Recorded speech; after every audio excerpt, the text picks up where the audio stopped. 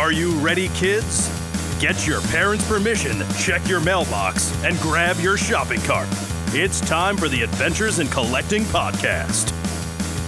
I'm Eric. And I'm Dave.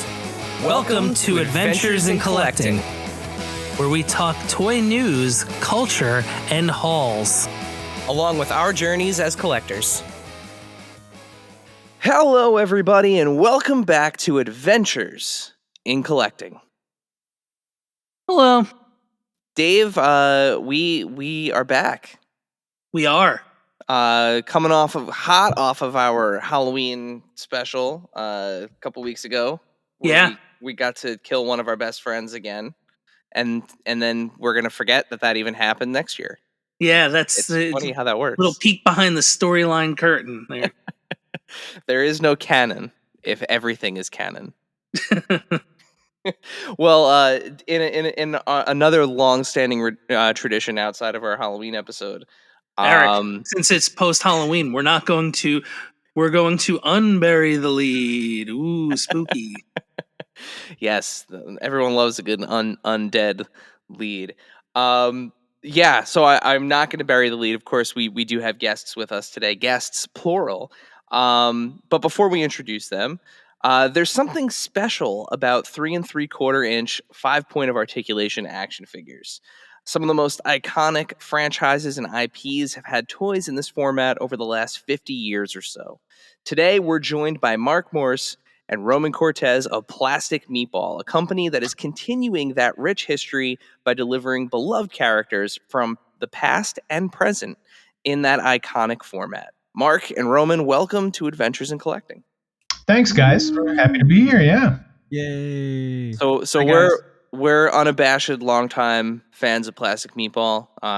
Dave clued me into you guys during the Psycho Gorman run, and it's just like you guys have just been on fire since that. So we're very, very excited to chat with you guys today and take a deep dive into Plastic Meatball. But before we get started, this is a show about collecting. So the first thing that we ask all of our guests, what are you guys currently collecting? You can go first, Mark. I'm sort of all over the map. Let's see. I think I've been buying a lot of the Eagle Moss Hero Collector ships since they kind of went out of business, and then Master Replicas kind of picked it up, and they've been doing these drops a couple times a week. So I've been into that a little bit, and then for the last couple of years, I've gotten into vintage movie posters, and more like I love the Italian posters. The artwork was always just so different and would come alive, and it just had a rawness to it. So I've been picking up a lot of 2 panels and stuff like that from auction sites. Cool. Very cool. What are some of the recent movies that you've picked up? Oh man, I got. And again, the thing that's stupid is I know that these will never go up on a wall. They'll stay folded in a flat file somewhere. But I got an amazing 2-panel Italian version of Breakin' 2 Electric Boogaloo, which is just amazing. The artwork on that. Oh, nice. Nice. Not what I expected you to say. I don't know what I expected you to say, but it definitely wasn't Breakin' 2. Yeah, I mean that's the thing is that sometimes you're going around and you're looking at stuff and you go, this is just so ridiculous, I must have it. And that's kind of where my head goes a lot of the time.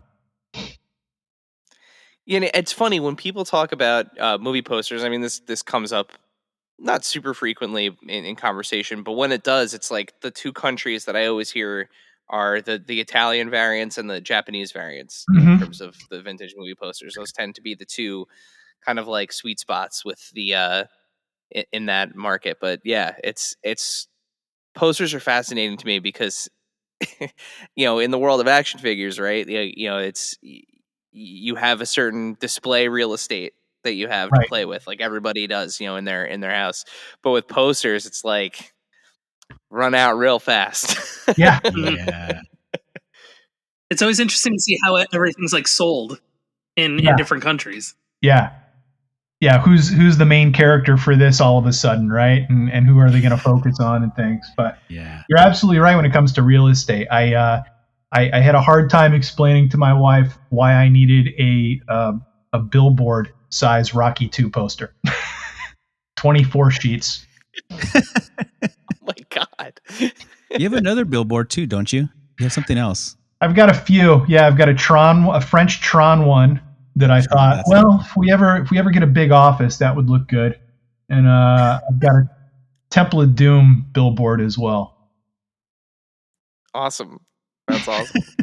That rules. The thing that's great is that the bigger the poster is, the less expensive it seems to be because nobody wants them. So it's like, I can get an entire billboard for like $75. It's cheaper than wallpaper. That's pretty good. Pretty good deal. It's true. It's very, very true. You got to just put up some wallpaper somewhere, Mark. Yeah, my wife's gonna love that. There you go. Right in your kitchen. Put it right in the kitchen. Yeah. That'll go over really well. Now, Roman, you get to follow that up somehow. I know. I don't have any posters. For a while there, I was collecting movie posters, like the same thing, but poster card size. Because I didn't have a room, so I was just like, poster card, postcards. I can do that. I kind of stopped that a long time ago. But recently, I've been buying more like artist figures, like vinyl toys. So I have a lot of artist friends that make toys as well. So I've been picking up theirs. So I have like stuff from there's a guy named Kano. I got Tracy Tubera, Quest One. I got something from Hyperactive Monkey. Who else? A guy named Nopal. So it's a bunch of like little figurines from that. Very, and then very I have cool. an Alf puppet, which is cool.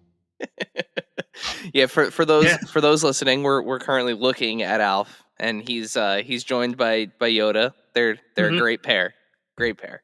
Yeah. And I wanted that Yoda. I mean, it's one of the original Yodas that came out back in the like when they re-released. So it was like 98, 97. And I wanted it so bad back then, and I couldn't afford it. I think it was like $300. And I was like, I should have bought it. And then I went to that last celebration in Anaheim, and somebody was selling it for, it was like $500. And it was really good shape. And I was like, I'll offer you $300. And he's like, sold. Yeah. And I was like, it is mine. Can't beat that. Yeah. So I only had to wait like 20 some years. So that was good. It's like every now and then you still see one of those. I think they were a Blockbuster, like the episode 1 puppet Yodas and like the Jar Jar Binks. The Pepsi ones. Yeah. Oh yeah, I was gonna say the soda machine ones. Yeah. Yep. Yeah. When that re-release episode 1 came out, I got so into buying all the figures. Me and my friends, we would wait in the lines. We're all like waiting at midnight at Toys R Us, like buying up everything. Mm-hmm. And then a few years later, it was like worth nothing. Figures can talk now with these Comtech chips that nobody cares about. And here's the thing you need to buy in order to make them do that. Wear them around your neck like dog tags. Yeah. I still have a Jar Jar though. What is he? I think he's like 2 feet. He's like half doll, he's half plush, half plastic. He just stands there. Yeah, he's in a container somewhere. I haven't displayed him for a while. Probably for the best. I put him on my dashboard tomorrow. Drive around. Just with him. That's how you know you're coming. Like it's just this 2 foot Jar Jar. Just you can see through the windshield. That's how you get in the HOV lane. Put him on my seatbelt. Yeah. Yes, I have another Homer that's the same size, a Homer Simpson. Perfect. For some reason, they're the exact same size. Quite a pair. Buddies. Yeah. They're buddies. That's a buddy comedy I'd watch. Yeah, for sure. You wouldn't have to, like, the studio is just the same place. It wouldn't be hard. It's true. Yeah. What about you guys? What is it that you lean into heavily? Oh man.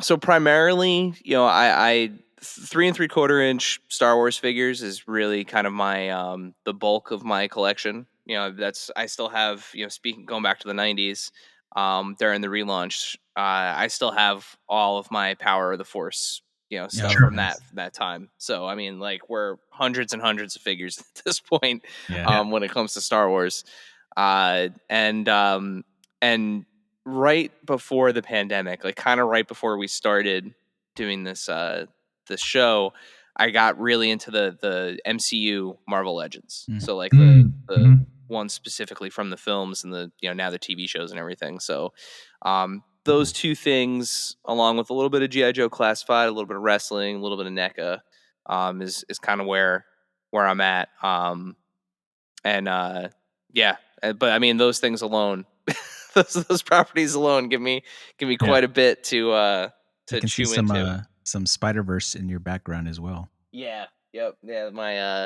That's my Into the Spider-Verse shelf, which I count as part of the MCU now. That was how Yeah. I let the guardrails slip a little bit, and I was Yeah. like, yeah, you know what? That's fair. That counts. That counts now. Yeah. Yeah. For me, it's like wrestling. There's a little bit of like McFarlane in there. Been getting into like 3 3/4 horror stuff specifically. Okay. No thanks to you guys. Yeah, no thanks. Yeah, that's one of my buddies. Actually, he's been on the show too. Is like posted about it, and I'm like, oh, they made figures for Psycho Gorman, and that's how we got to here, pretty much. And I was like, oh, there's a Joe Bob. Oh, there's Halloween. That's awesome. And now there's Ghostface, but we'll get there. Yeah. We'll get there. Yeah. And oh, there's Kevin Smith. I'm from New Jersey. We expect you to buy them. I went to college for this reason. So getting into kind of how you guys got to where you are. How did you both get into the designing and marketing of toys respectively? And how did you wind up with Plastic Meatball? Since Roman's the designer, I'll let him kick this one off. So my background is all art. I started doing a lot of action sportswear, and then I landed a gig at Mattel doing licensing for them.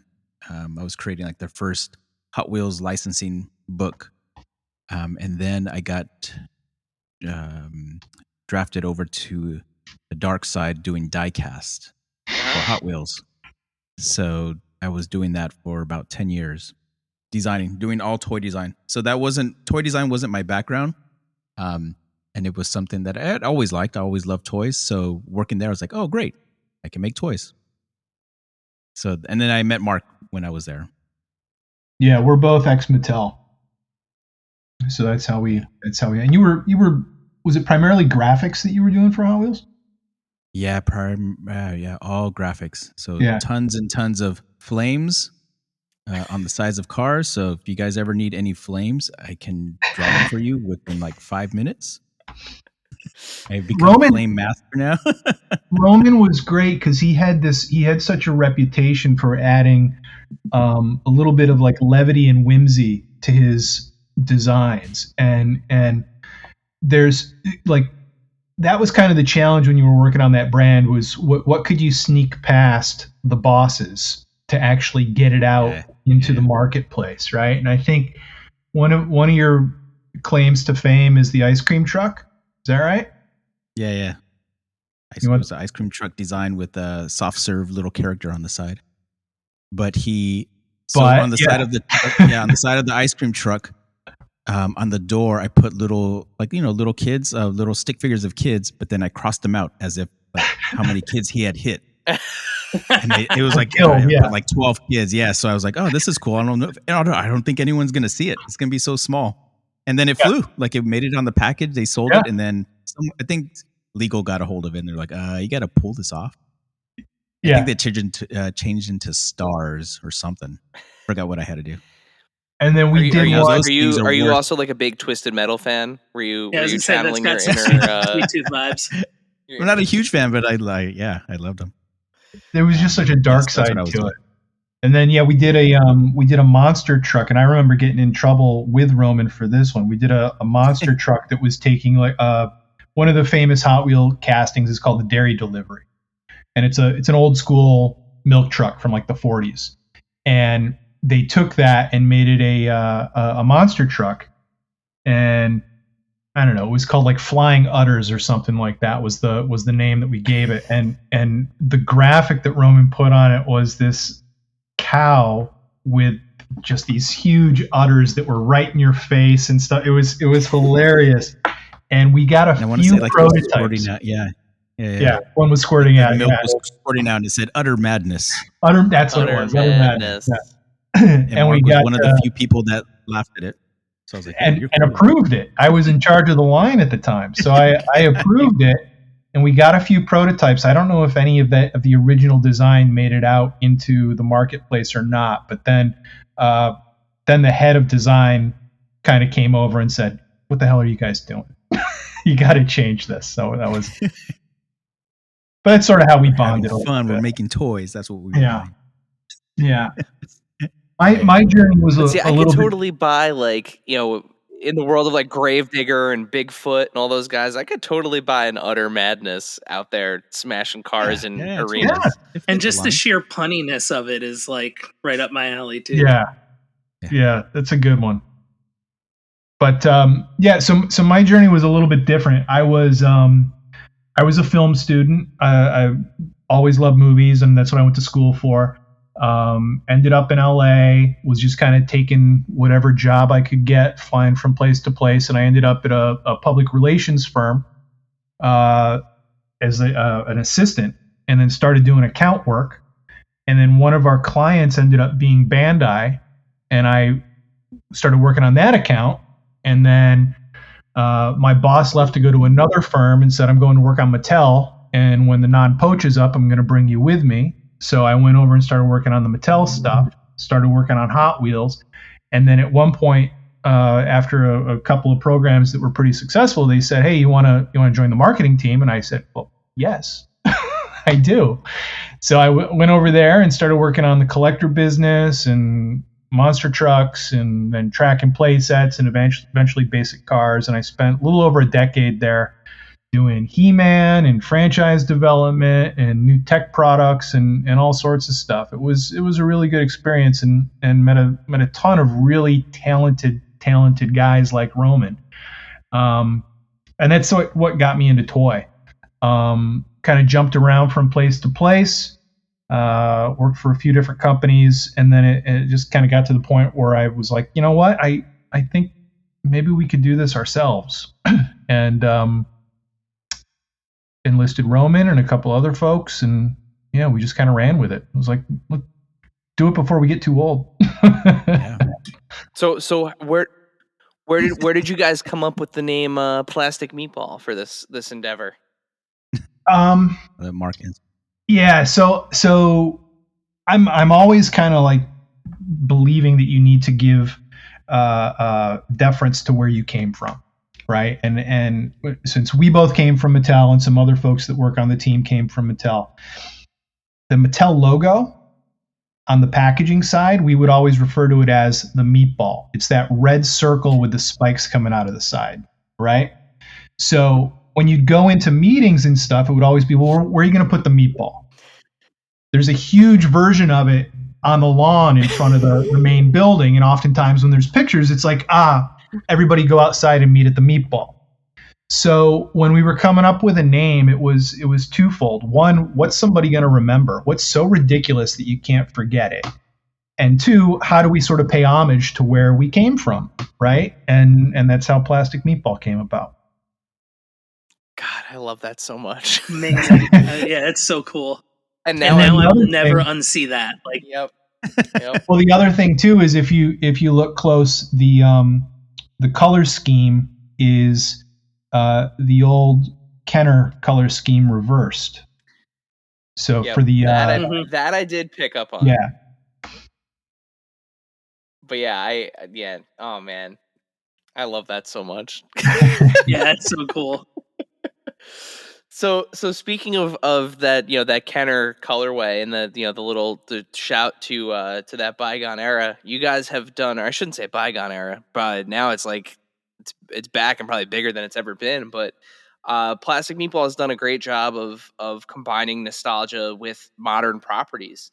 What's it like going from working on something like, we had mentioned briefly Psycho Gorman to something as, classic and retro as Labyrinth?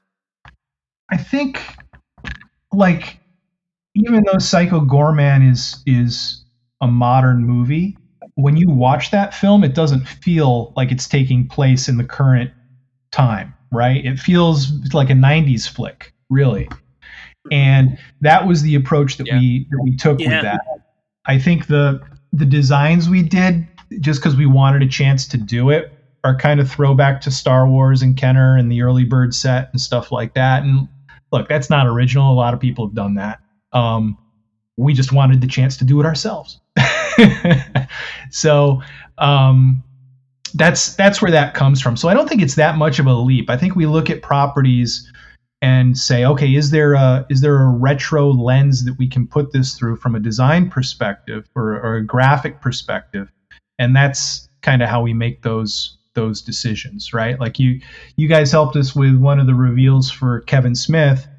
That really doesn't look like the Labyrinth stuff, which is very much ingrained in an 80s aesthetic. Clerks came out in 94 and figures were chunkier. They were a little bit taller, right? It was kind of that muscular time. So that was kind of what we went with for Jay and Silent Bob and some of the View Askew stuff. Yeah, and Roman, I'd be curious to hear, from a design perspective, shifting back and forth between those kind of different aesthetics. Like what's it like getting a chance to kind of take a swing at both of those? I thought it was really cool because before that, we were focusing some of our properties that we were trying to get. They were humans, so everything was like a human, like with different clothes. So Psycho Gorman was one of our first ones where it was like space figures. It was like working like on a Star Wars figure. So like Psycho Gorman's like all like gooey and he has all his texture on it. So it's like, oh, this is fun. Like now it feels like a whole like you're working on an action figure. Like we can do the humans. Like humans aren't that hard. But then once you start diving into that, it's like, oh, it's exciting. And then the white one, I forgot the name. Pandora. Yeah. Like working on that thing was amazing. The detail, like on the actual suit, and they were sending us detailed photos of what the suit looked like from behind, and it was really fun just trying to capture that like on small scale. So that was a really fresh breath or a breath of fresh air working on that one. I absolutely love the Pandora one. Yeah. The team did a great job on that, and credit too, as Roman was saying, to the production team. Like this was a project that wasn't on our radar. They had seen, I think, the Joe Bob stuff, and it was, I think, the Raven banner that was going to release the DVD reached out and said, hey, could you do a figure that we can pack in with the DVD when we release it? And we're like, well, tell us about the movie. And we actually talked to Steve Kostansky, and he and I spent about 45 minutes just talking about old Full Moon Films properties from Charles Band and stuff from back in the day, and geeking out over like our video store backgrounds and stuff like that. And it was like, this is a match made in heaven right here. We're speaking the same language. And they really encouraged us to lean into sort of this out of time type of approach to the products. And the crazier we got with stuff, which was, hey, there's a restaurant that they're in. Can we do a Happy Meal for the restaurant? And they're like, holy shit, not only can you do the Happy Meal, but we know the guys that own the restaurant and they'll do a promo at the store. So we created like an 8-foot standee that they had in the store, and people could come in and actually buy a real meal and get the Happy Meal that we made and the 2 pint cups at the same time and stuff like that. It was a very fulfilling program to work on just from a creative standpoint. And the director filmed a commercial for it as well, right? Yeah. He was so excited. Yeah. Yeah, he did two commercials. Full-on, He did like a retro style general. commercial. Oh, it was great. Yeah, one was like because again we were geeking out at the beginning of the Hellraiser VHS. There's like an ad for all this Hellraiser merch you can buy, and it's ridiculous with like the chains and goo and stuff, and it's like get your Hellraiser tote bag, and and he's like we're gonna do something like that, and then he wanted to do the action figure commercial too, so he sent him the prototypes, and he got, I think, one of the guys back into costume to do a whole spiel about that. It was great. So sticking with design for a moment, from that perspective, take us from start to finish, Roman. What's the process like at Plastic Meatball from taking a character, whether it's it's someone like Psycho Gorman or like we saw Sir Didymus from Labyrinth. What's it like designing it from start to finish? We go from pencil to paper to finished product in your hand. Yeah, so the first step before that is like Mark will get the license. So we'll try to track down that license, secure it, and once that's a go, then it all starts off with just drawings. So we try to get as much reference from whoever the licensee is, and then we start, going through all of that, and then it's just straight, doodles. Starts from doodles, scratch, go on to iPad, do turnarounds. And then with the turnarounds, we finalize that. That has to get approval. And as soon as we do that, then we work on all the different colors for everything. And then we send it out to the sculptor. I work with the sculptor and we try to refine, make sure. Sometimes they'll go like literally like off the drawings, like line by line. And sometimes we'll kind of give them a little bit of freedom and they kind of do their magic within the sculpt. And then that comes back, but everything's hand sculpt. Like there's no 3D on any of this, which is great. Like for nowadays, like everything's 3D. Sometimes the 3D is a little bit too smooth, a little bit too clean, symmetrical. Like our sculpts are really, you can tell that like they're handmade. Like they're, Yep. You can tell it's a really good, nice touch, especially when you like hold them side by side by some other products that I won't say. But you can tell, you can see the quality difference. It's really nice.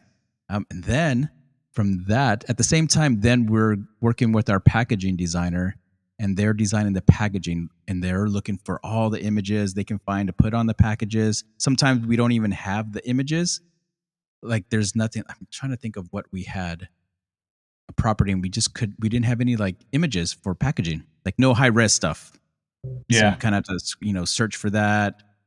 And then you'd kind of have to recreate some stuff to fit on that. But then once everything gets turned around, then it's off. Once everything gets approved, then we send it off to the plants to get made. And then it's still like, art directing and making sure everything's getting made correctly at that point. Yeah. And that all takes place within 1 week. Yeah, exactly. It's quite a long process. Yeah, it takes quite a few months. Well, I'm glad you mentioned the part about hand sculpting, because I feel like, I don't want to say that it's a dying art form, because it's not. I mean, people are still doing stuff by hand, but like, are you guys still working? Like, are you doing like 2-ups and then shrinking it down, or is it being sculpted in that 1/18 scale? It's being sculpted.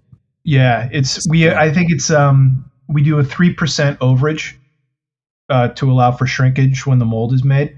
But that's about it. I know, back in the day they would often do 2-ups, a lot of 2-ups at Mattel on the action figure side. But here it's pretty much straight to that scale. That's crazy. That is crazy that somebody is sculpting at that size, and they're coming out like especially the human likenesses. Yeah, like Jamie Lee Curtis, amazing. The Laurie figure from Halloween, like the sculptor nailed her likeness so well. Evil from Time Bandits, David Warner, like that's the size of your pinky nail, right? And to be able to get expression. I remember we were looking at the PJ Souls figure, and we were looking at it and going, she always kind of has this mischievous smirk. Just PJ is an actress, just always has that kind of look, and it wasn't really captured there. And I mean, imagine the sculptor hearing me say, "Can you make her smile a little more mischievous at 3/4 of a millimeter?" Can you get any more nuance Yeah. in the tiny little face? Yeah, there's been a even, few instances where it's like, oh, can you like lower the jaw a little bit? And you hate saying that, but you're like, can you? Yeah. But they do it. They do a really good job. Mm-hmm. Yeah, And the painting too. They paint everything too, which is amazing. I was like up close, like when I first got the Series 2 Halloweens, just like looking at like the Donald Pleasance face or the Charles Cypher's face and just being like unreal, like that. It's like if I held that up to somebody, I was like, who is it? Like you would know who that is. Yeah. Honestly, the one Like, that it's still just blows me amazing. away is the hoggle, the labyrinth hoggle. Oh, Just the yeah, amount hoggle. of creasing in the face, the texture on the headpiece that like actually looks like leather, all of the folds in the shirt. I'm like staring at it right now. Yeah. All the stuff hanging from his his like the thing across his chest. Yeah, I mean there's so much detail packed into that figure, and it's the first time we're getting a chance to talk, but that was a question that I'm really fascinated that somebody is sculpting those at 1/18 scale. That's wild. And it's all the credit to the sculptor. Like I'll draw it out, I'll design it, and I'll put some of that detail in, but nothing to where when it comes back, it's like, oh, like they knocked it out of the park. Like this is amazing. Yeah. And that hand sculpted look is part of the charm of it too. Yeah, like definitely. It's just they're art pieces, right? At the end of the day, and I shouldn't take it personally, but when we post some of this stuff up on Instagram and it's like, looks like crap, I want detail, and it's like, you guys don't understand. Like, this isn't. I hate it when people talk about 3 3/4 and say, oh, it's the crappy figure. It's not the crappy figure. It's the one that actually has like some human artistry put into it because it is so lovingly sculpted. It's easy these days when you're shooting the movie to stick the actor into the 3D scanner and you've got everything you need, and then you output it into CAD and manipulate it and things like that. But man, what these guys are able to do with just a piece of clay and a paper clip essentially is just amazing to me.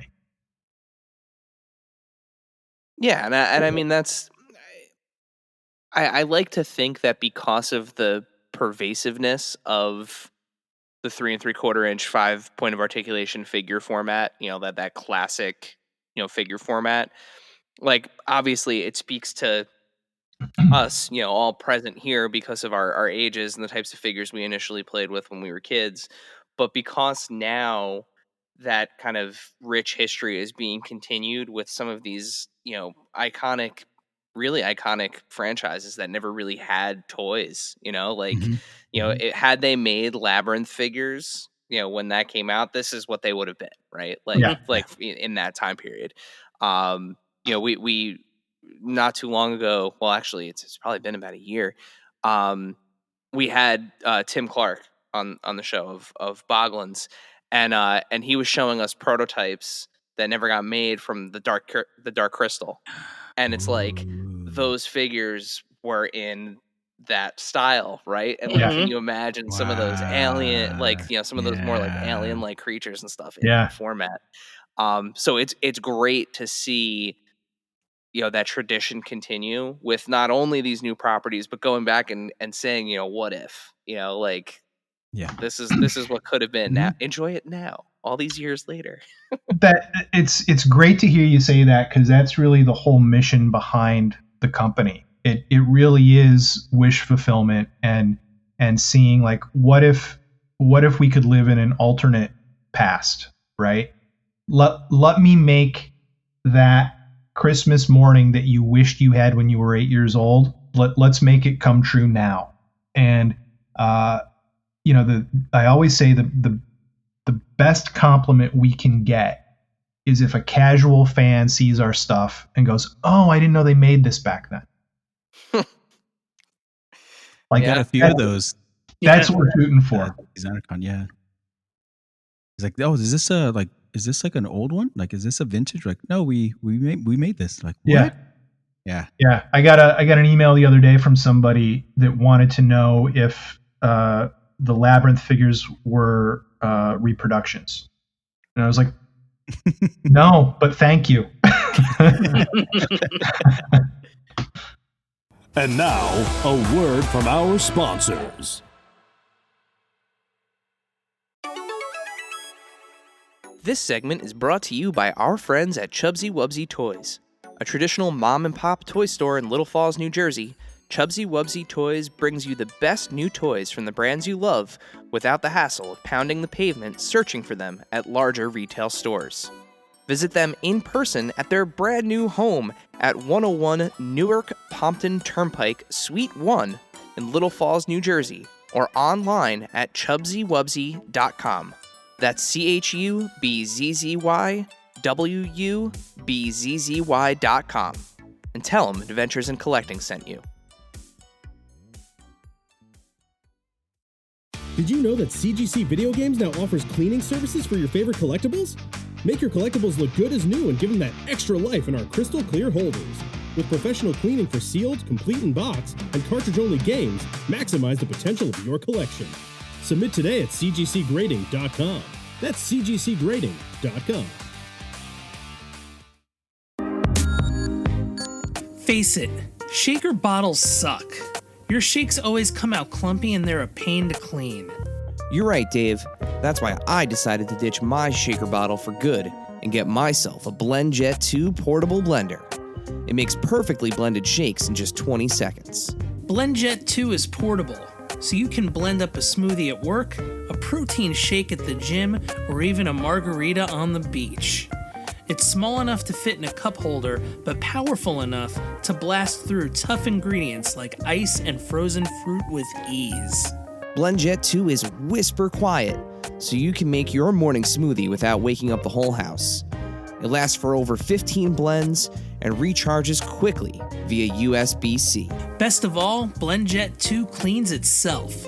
Just blend water with a drop of soap and you're good to go.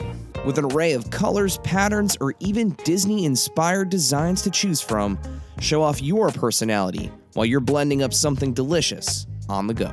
What are you waiting for? Go to blendjet.com and grab yours today. And be sure to use the promo code AICPOD12 to get 12% off your order and free 2-day shipping. No other portable blender on the market comes close to the quality, power, and innovation of the BlendJet 2. They guarantee you'll love it or your money back. Blend anytime, anywhere with the BlendJet 2 portable blender. Go to blendjet.com and use the code AICPOD12 to get 12% off your order and free 2-day shipping. Shop today to get the best deal ever. And now, back to the show. We talked about, film school before, and as a late 90s film school kid from New Jersey, it was super exciting for us to be able to help out with the reveal of the upcoming Mubi Eskewniverse figure, joining Jay and Silent Bob in the line, of course, with a character base as deep as the one Kevin Smith has created for the Eskewniverse. What led to the picks for Wave 1, and can we expect to see more characters and even something like a black and white variant in like a Clerk style for the future? Yeah, I think anything's possible. We've still got some reveals that we haven't shared yet. And we're not revealing everything. We want to have some surprises.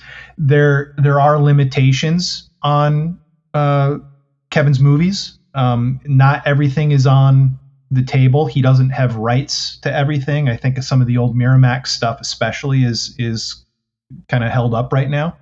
But that said, there are a number of characters, well-known characters beyond Jay and Silent Bob, beyond Mubi, that he does have rights to. And I think one of the reasons that he made Clerks 3, and in Clerks 3 essentially made Clerks is so that he can have rights to the movie within a movie, right? Which opens up the world for us a little bit more, which is great. Yeah, and being a huge Kevin Smith fan, I mean, that's what got me into movies too. It's like, he can make this movie, what year was that? 97? 96? 94. 94, yeah. Clerks was I remember 94, seeing it and I was like, if he can do it, I can do this. So it was like, it was a big turning point. Wanting to become a filmmaker because of him. And I even have this picture. I built this one of his first figures came out. I forgot who made it, but I built this little diorama. I got the figures. I built this little diorama, had his comic books in the background. And then he had a signing at somewhere in Burbank. I drove all the way out there and I got a picture with him. I was so proud. And him and Jay were in the picture. And I was trying to find it. I couldn't find it anymore.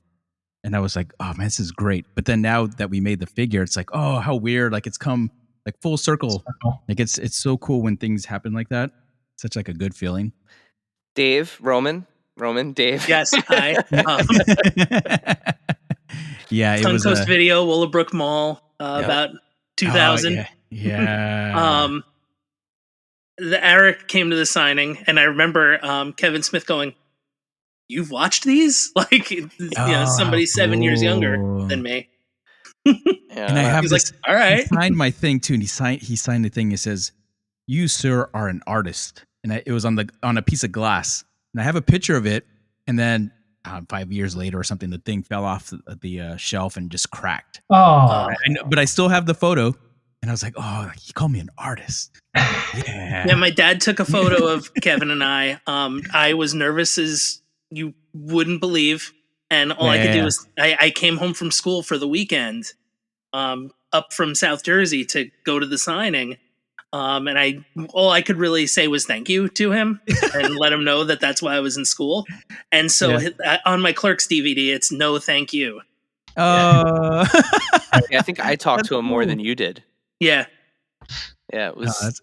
And Jay just like showed up at the mall, so that was weird too. That's cool. Yeah, I was so nervous, like going up to him. I was like, "Oh, I'm going to ask him this," and then as I got closer, I was like, and I think I asked him like, what screenwriting software do you use?"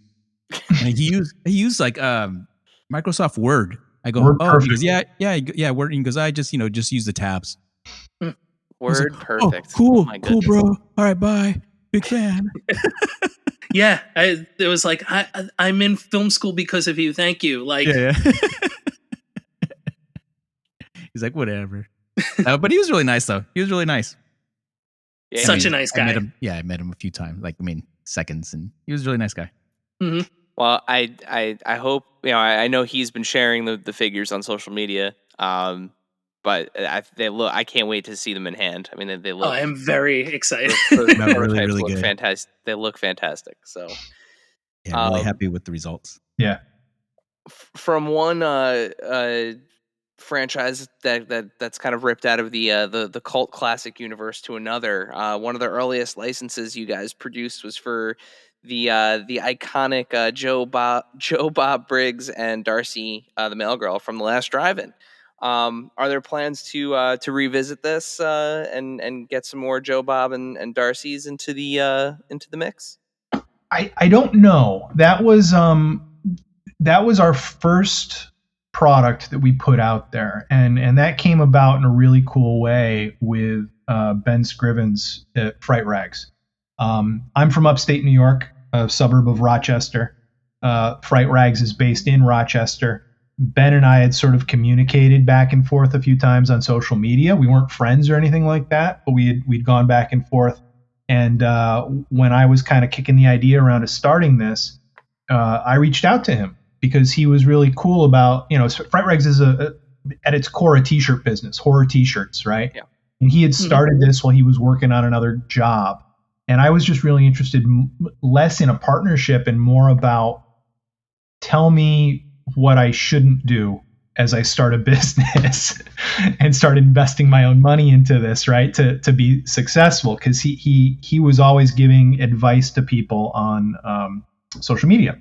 So we met up when I was back home for dinner, and had a great conversation. And at that point, he kind of said, "Have you guys ever thought, like, we just put a Joe Bob shirt out and it sold like hotcakes. We weren't expecting that. We'd love to do a figure." And I was like, "Wow, okay.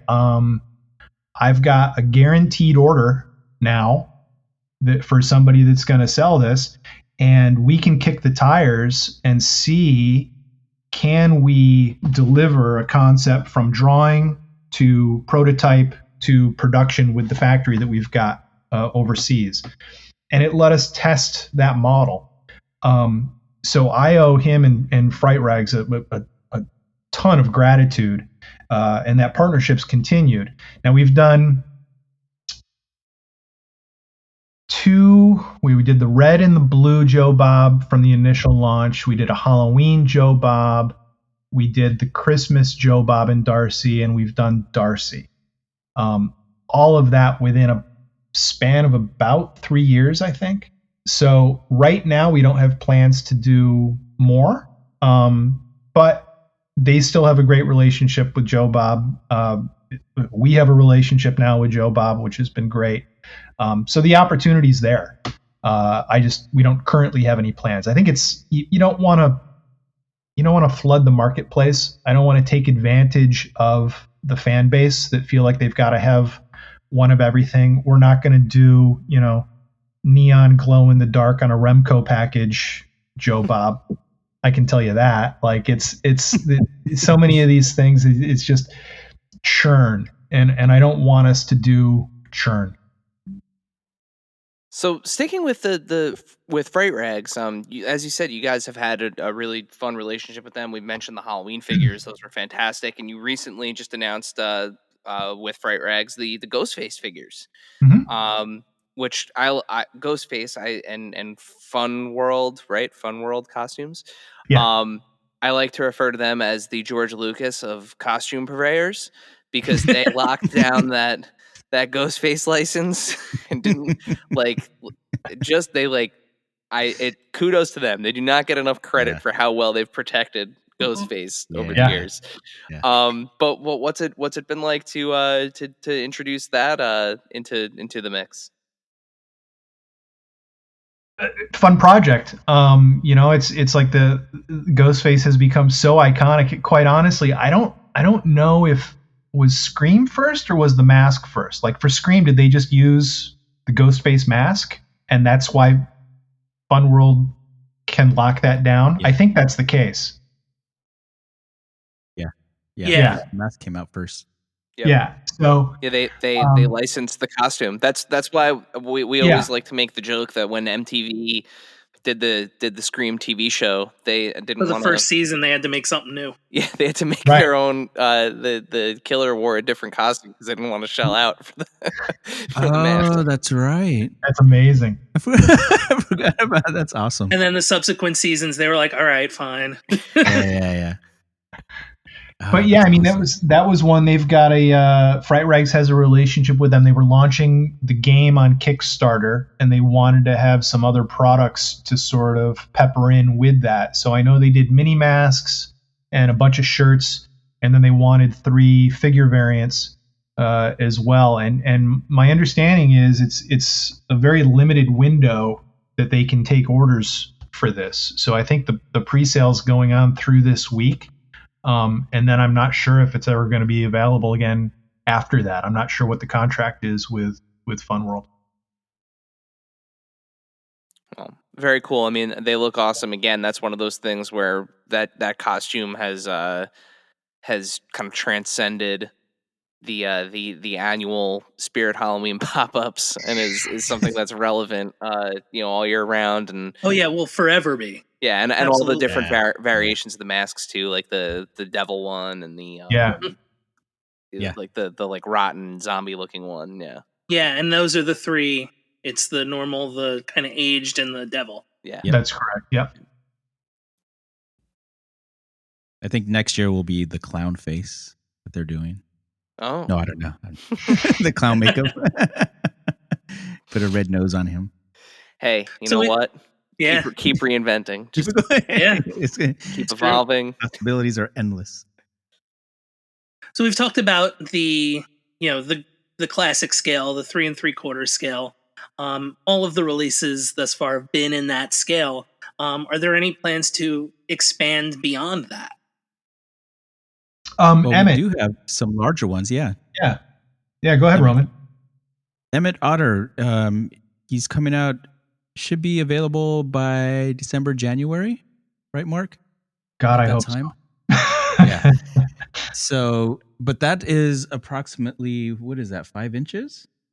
Oh, Okay. Yeah, they're large. They're large figures. And those came out really, really good. We're really happy with those. And that was we've been working on that for a while, for a few years, just going back and forth, trying to nail down everything. But those were our first big ones. Yeah, the I idea didn't there realize was that. I didn't realize those were. I thought those Yeah, were I the didn't. same scale as everything else. no. The idea there was to look at the Rudolph line that playing Mantis did back in the '90s, and because they did it not just for Rudolph, but for Santa Claus is Coming to Town, and for a couple of the other Rankin Bass specials, and those are my Christmas decorations. Like those come out. Yep. Bumble's there with Santa Claus, and it's around the fireplace. And the thought was, well, if we're going to do Emmett, he should be scaled in that world so that he can fit in with the other decorations that people, you bring those out once a year, so you want them to all live together. That is brilliant. Yeah, I completely missed that when you Yeah, guys had me originally too. put those up. I assumed that they were in the same scale. That's awesome. Well, that means I didn't do my job. Yeah, I was just thinking about that. Like we didn't show the scale. We didn't show them to scale yet. Like I was thinking of the photos that I took, but we didn't. Yeah. Yeah, I think we just said Right down. I'll put it on my list. Yeah. Yeah. I mean, that's an all-timer though. That's one of those, if you know, like wore out the VHS Oh. back when I was Yeah. a kid from the HBO special. Loved it. It still such holds up. We had to rewatch it again, and it's like it still holds up. It's a good. Mhm, Absolutely sure does. still holds up. Yeah, I have an 8-year-old and a 2-year-old, and a couple years ago, before my littlest one was born, I showed her Jug Band Christmas, and we ended up watching it like all the way through February, just like just on repeat. So it's just it so definitely still holds up. From every other Christmas special out there, aside from maybe Charlie Brown. It's just so different in terms of tone and the way that you sort of feel after, right? You're not super cheery, but you're hopeful. And there's just such a charm about that. And the Henson folks have been great to work with. We just renewed our license with them. So there's going to be a lot more Emmett coming. The idea is that you're going to be able to sort of like like the Hamilton collection or whatever they advertise in Parade, you're going to be able to add to your little Christmas village every year type of thing. So we're working on more and more characters for that. That is very cool. And we actually, hopefully we can make some more figures. Yeah. Larger figures. But we're using the same factory that made the old Rudolph figures. We did a ton of research to find out, okay, what was the factory that produced this with the blow molded heads and stuff, and we got them. So it's one of the reasons why it's taken so long is because it isn't our usual facility. So there's relationship building that goes into that as well. But they turned out great. Interesting. We're really happy about it. Yeah, that's. Now with that kind of annual idea, if anybody's been late to the party, are they out, or is there going to be more opportunity to bring characters back? There'll be more opportunity. I think what we pre-sold last year, and I thank everyone that jumped on that because I hate pre-sales. I think you should have the confidence in your product to produce what you think should be produced and put it into the marketplace and sell through. Don't make people wait. I know that you have to sometimes, especially for some of those really like high end, this is the only way I can convince management to do it type of products. We did that at Mattel as well. But I hate that. For this one, it was literally how big's the fan base? how many should we make? We have no idea if anybody remembers this aside from a handful of people. So we had to do it for the first year to sort of get a sense of, okay, this is what the quota should be moving forward. But there will be an opportunity. We sold in a 2-pack, and I think we're going to make those available as singles for subsequent years. So the majority of Plastic Meatballs lines have been kind of in this horror and fantasy genres, bouncing in between both, a little bit of sci-fi too. What do you guys look for in a license, and what properties in those aforementioned genres would you love to create a line for? It's pretty much Roman sends me pictures of stuff off Instagram and says, this would be cool. Yeah, just looking online, like, hey, who has the license for this? Can we make this? Yeah, like, I don't know, Roman. That's pretty much what very scientific approach. I like whatever's cool. Yeah, whatever's yeah. I mean, there's some stuff out there that we would really like. I don't want to say names, but there's a lot of there's so much stuff out there. It's just a matter of, okay, can we get the license? Well, first we got to find out the info, like especially if it's an older movie, like who owns the property for this. And sometimes I think there was something specific, Mark, that you were trying to track down who owned it. There was one that we still can't find, I thought. Yeah, if it's a movie property. There's a lot. There's a few that you just, somebody bought it from somebody, then it went into someone else's ownership. So it's just like, it'd be great if we can make it, but it's just a matter of like tracking down, like, well, who owns that license? I mean, I figure what, like 75% of the time it's Disney, right? At this point. Well, the other thing too is like you can always look to be like, what is it out on DVD? If it's not out on DVD or Blu-ray, there's generally a pretty good reason, and it's the licensing for it. Yeah, there's that too, but I got to tell you, even if it is on DVD, sometimes the studio that releases the DVD doesn't own the rights to the movie. They just have distribution rights. Yeah. So you go down this weird rabbit hole, and sometimes you'll reach out to the studio, and the studio doesn't want you to make it, so they won't tell you whether they own it or not. I think one of the struggles that we have, it's a freedom too. Like Roman said, we just go, I always wanted this, let's make it. And then we go on the hunt. We're not beholden to, we have to rake in this much dough this month, right? So it's more of a hobby for us right now and less of a business. I think we're in that sort of transitional moment where we're trying to make it more of a business and have more regular releases. But it's been sort of a flight of fancy, which has given us freedom to sort of chase these things that we love. Working with the studios when I was working for bigger companies, they generally have like, here's the 10 properties that we're going to focus on this year. And it's why everybody comes out with the same stuff at the same time. Like, I love Halloween 3.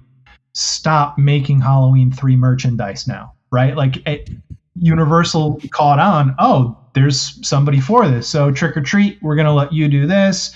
And NECA, you're going to do this. And you guys, you're going to do this. And suddenly there's just, how many versions of those Trick or Treaters do I need, right? Like, it's crazy. So we don't ever want to get caught up in that. We want to be the company that's making the stuff that you can't find anywhere else, and that's challenging. The other thing too is you've got lawyers that are going like, I've got to justify the time it's going to take to put a contract together so that you guys can make a line of products for The Last Dragon.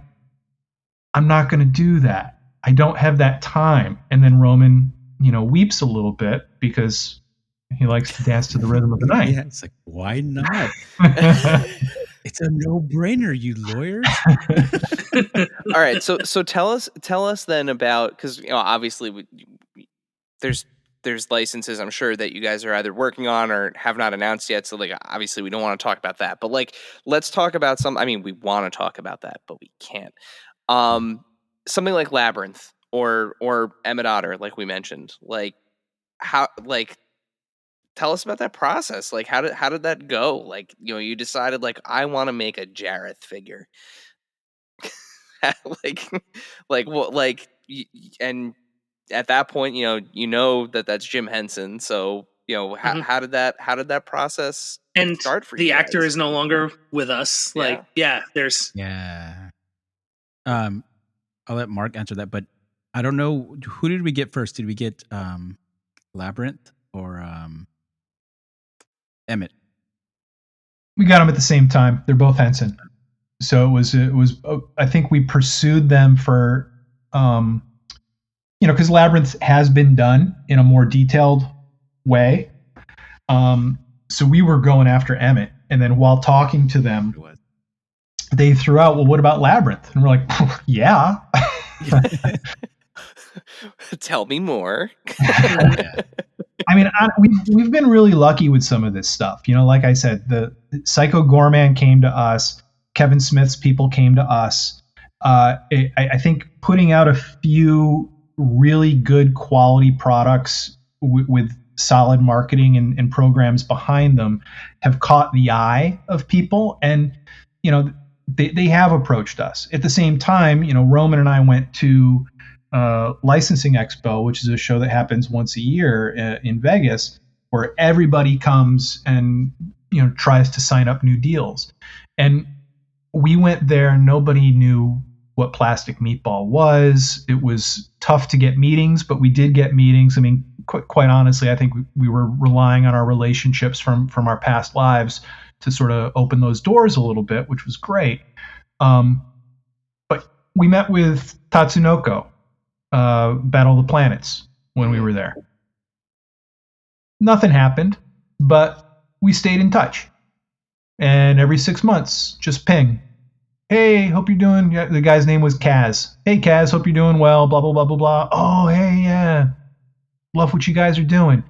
And you kind of, you just keep knocking on doors. You hear that for tons of different industries. And we got Battle of the Planets, and I know everybody's like, when's it coming? When's it coming? It's coming. We're sculpting it right now. But it's just a lot of determination and a lot of like not giving up. There's one studio that we've been working on for 4.5 years.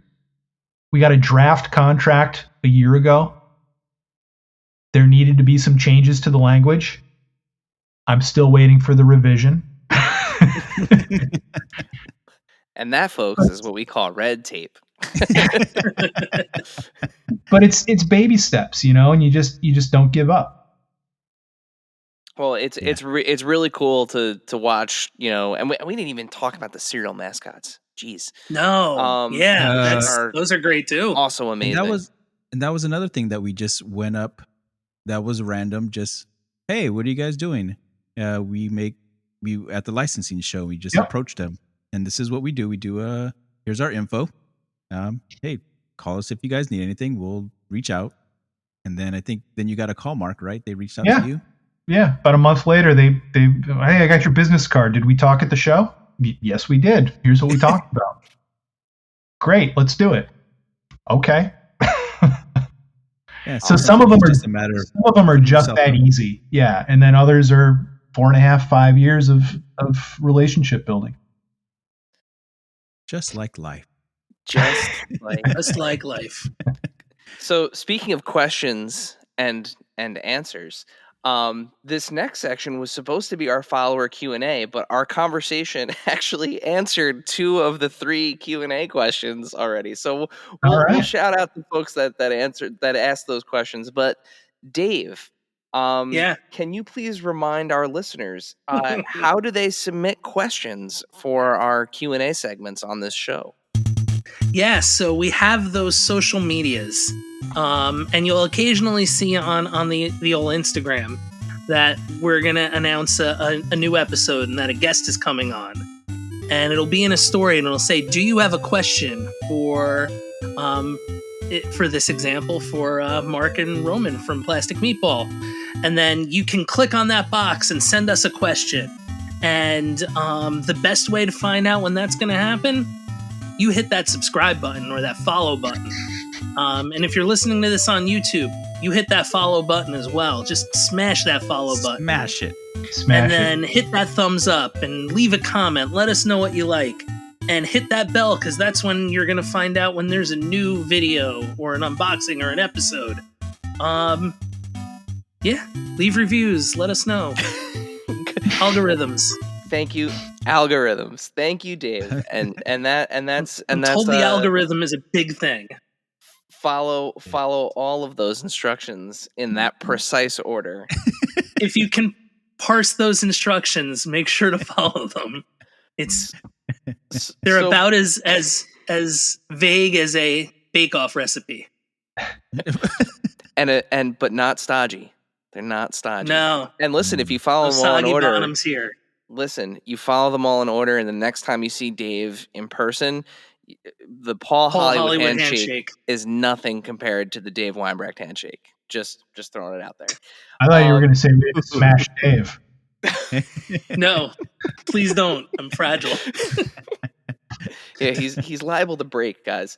All right, so it's happened far too much. We had 3 questions planned for this Q&A, and like I mentioned, 2 of them were already answered. So at Mile High Ground on Instagram, awesome account by the way, huge advocate for 3 3/4 inch figures.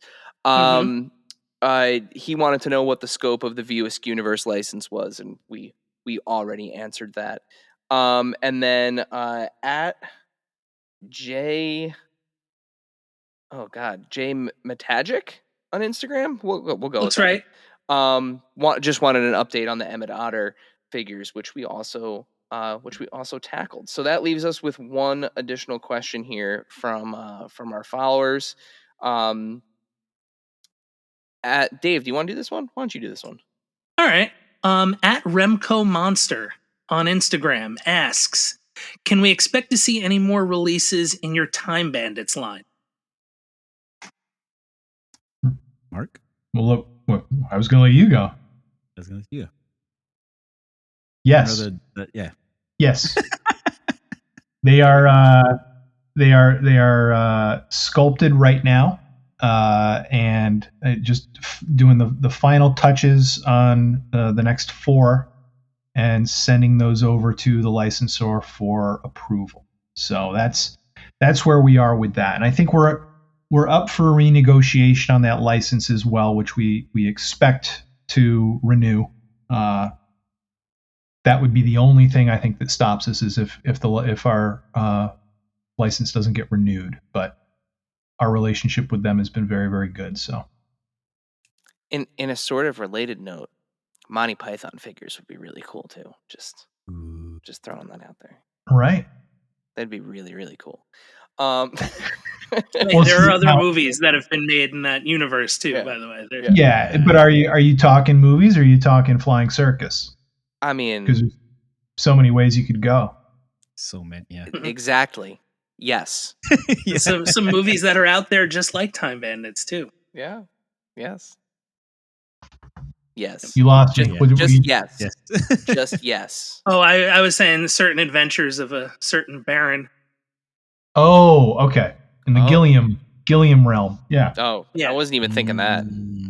But yeah. That one, that I would love that. That's probably my favorite movie of his.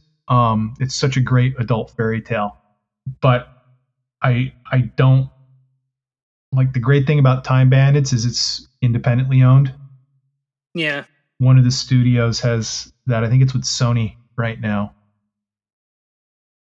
And that complicates things. It does. They're quite a big company. All right, so that was probably the shortest Q&A section we've ever had on one of these episodes. But we got all the questions answered. We did it. Yeah. We were very time aware. So this brings us, before we let you guys go, this brings us to our final question. Yes. And I think this is going to be, we plow through with this every time, not knowing whether our guests are going to understand the reference or not. But I think this is going to be one of those few times where like everybody's in on this. I think everybody's gonna be in on this.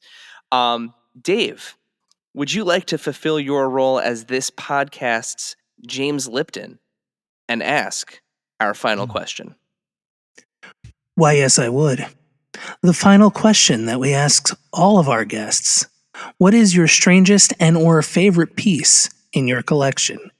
It can be one of each, or it can be both. Want me to go first, Mark? Yeah, go for it. I have my I don't know if it's strangest, but it's a very peculiar piece. It's a vinyl toy. It's about 8 inches. It was done by a fellow named what's his name? Spencer Davis. Spencer Davis made this line called Booty Babes, and they were all like these voluptuous like figurines. But he came out with this one, and it was hollow. It's made hollow, like a brown tint with a little like yellow cap. So it looks kind of like a Mrs. Buttersworth. Oh, figure. That's awesome. Yeah, but it's a very voluptuous Mrs. Butterworth, and she's in a little provocative pose. So it's a provocative syrup bottle. Yeah, love it. But it's done, and it has a little top on it. You can unscrew it and screw it off. It's not filled with anything, but so that's one of my weirdest ones. And then one of my favorites that I just recently bought was, it's called Adventure. What was it called, Mark? Adventure People? Yeah, the old Fisher Price Adventure People. Yeah. Oh, so yeah. 1977. It comes. There's 2 little action figures. It comes with a Jeep, a tent, and a kayak. And I bought it on eBay because I had it as a kid, and I took that little Jeep and figures to the beach, and I was playing with it. And during their adventures, I was making tunnels and making the little action figures go in the tunnels. And at some point, the sand swallowed them up, and I have no clue where they went. And so when we were leaving, they're like my parents were like, "Hey, we got to go." I was like, "I got to get my figures. Like, where are they at?" Like, "No, we got to go." So I was traumatized by leaving those 2 action figures behind. But luckily, I just recently bought them, and I'm full again. My spirit has been redeemed. Hey, listen, there is a family of dolphins that have been handing down those Adventure People as dolphin family heirlooms for decades. You made baby dolphins and generations of dolphins really happy by leaving those in the sand. Or I was gonna say somebody got buried up to their neck one day, and they were like, "What is this?" Yeah. That's really what happened to Ted Danson in Creepshow. They were just the Adventure People were waiting in the sand. Right? In Creepshow. Oh man, forgot about that. That's awesome, and it continues the running theme of people losing childhood toys they love in the water. Wasn't it Toy Farce was on, and Raphael got washed away in France on him? I think so. Yeah. Reclaiming lost toys. He left Raphael near a river, and a river in France took him away. Oh no, God, that's even worse. Yeah. Yeah. What about you?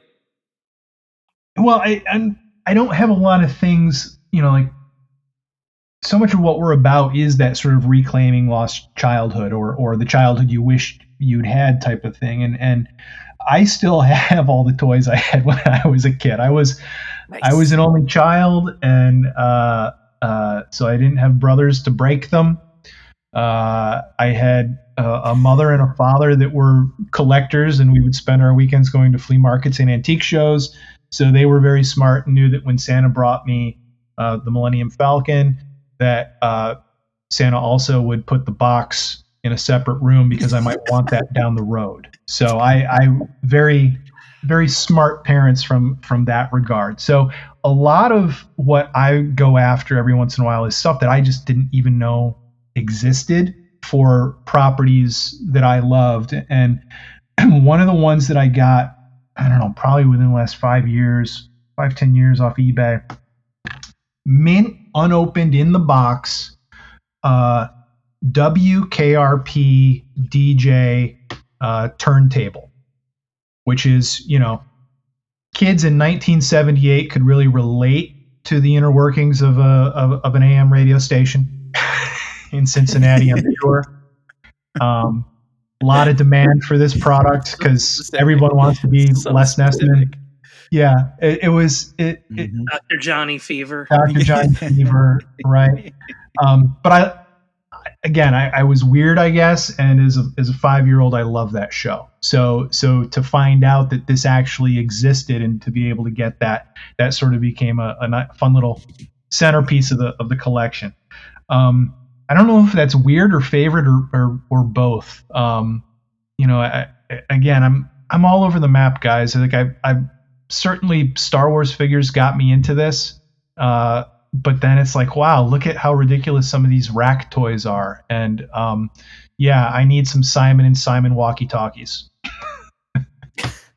Rack toys, man. There's a great book that catalogs the rack toys. Awesome. Yeah. I think there's like 2 volumes of it out now. Yeah, I think it's the Plaid Stallions guy, isn't it? Yes. Yeah, Plaid Stallions. Yep.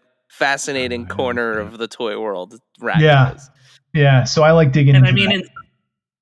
And in theory, like the Breakin' 2 poster can count too. So, or like the Rocky 2 billboard. Yeah. So there you go, guys. Thank you so much for coming on the show and sharing sharing this hour or so with us. But before we let you go, plugs. Where can we find out the latest about Plastic Meatball online? What pre-orders do you guys have open right now? Let it rip. Yeah, I think it's mainly follow us on Instagram and Facebook. Come to the website, sign up for the mailing list. We don't spam you. I think we've sent out 3 updates in the last year. We'll get better, I promise. But it's just right now we're so focused on making this stuff that we're not doing the best at promoting it, I suppose. So, follow us on Facebook and Instagram, I think is the main thing. Pre-orders, we don't have any up. I think the next thing we've got, Labyrinth is live right now. Time Bandits is live. Kellogg's is live. There's still a little bit of the Psycho Gorman stuff back for the holidays, so people can get that if they haven't gotten it.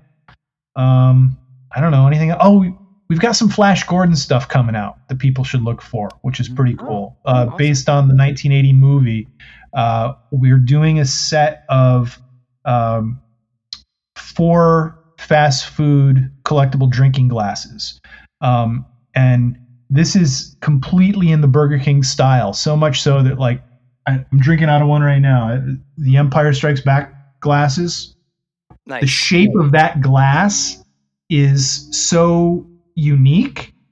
And I went down a rabbit hole and found out who produced this glass back in 1981. It was the Libby Corporation, and they no longer make that model anymore, and they wouldn't make it for us. So we found a factory that would, and we've replicated this glass. It's only taken 2 years. And we've got a fantastic artist that did very sort of tongue-in-cheek illustrations of that collage style of, Princess Aura being tortured by boar worms and stuff like that. So they're so good. They're really good. They're really well done. Yeah, really nice. So those will be here in time for the holidays. And awesome. Then on top of that, there's a ton of stuff still that's in the works. I was just going through like all my turnaround drawings. I was like, oh, there's a lot of work that we've done that we can't announce yet. But there's a lot coming out.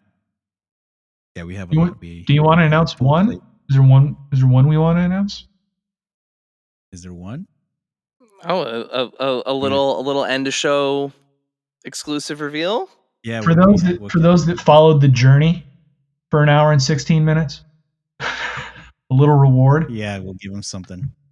Let's see. One of the things that we're going to be doing, and we just signed to this as we re-upped with King Features Syndicate, is relating back to those Flash Gordon glasses. We're going to be doing Flash Gordon figures, but maybe not what people expect. again, going back to our roots, Mattel did a line of Flash Gordon figures for the animated series back in the 70s, and they produced 3 waves of action figures, and we're going to be producing wave 4. So you can look for those next year with characters that were never introduced, a lot of core characters to that show that we're really, really excited about. Very cool. And much like the Emmett Otter figures kind of fitting in with that Rankin Bass, these will fit lockstep with those previous releases. Right down to the card art. Amazing. Oh, that's so cool. Very, very cool. Well, can't wait to see what those what you guys have in store for that. Mark, Roman, thank you guys so much for spending the evening with us. We'll put links in the description so that way people can follow everything that's going on with Plastic Meatball, just with a click or a tap. Thank you guys so much for being here with us. Of course, it was a pleasure. Yeah, this was fun. Thanks, guys. Dave, send us home.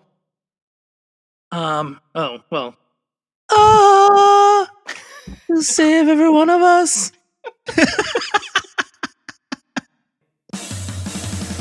Thank you, dear listener, for hanging out with us today. Subscribe, rate, and review us wherever you listen, and then tell your friends to do it. Thanks also to Joe Azzari, the golden voice behind our intro. Our music is Game Boy Horror by the Zombie Dandies. Find more about them both in our show notes. Follow us on social media at AIC_podcast on Instagram and Twitter. Stop by and say hi, show us your toy hauls, and share your toy stories. Maybe we'll talk about it in a future episode. Don't try this at home. Void where prohibited and some assembly required. Each sold separately, not a flying toy. Consult a physician if your toy run exceeds more than 4 hours. This has been a non-productive media presentation. Executive producer, Frank Hablawi. This program and many others like it on the Non-Productive Network is distributed under a Creative Commons Attribution Non-Commercial No Derivatives license. Please share it, but ask before trying to change it or sell it. For more information, visit non-productive.com.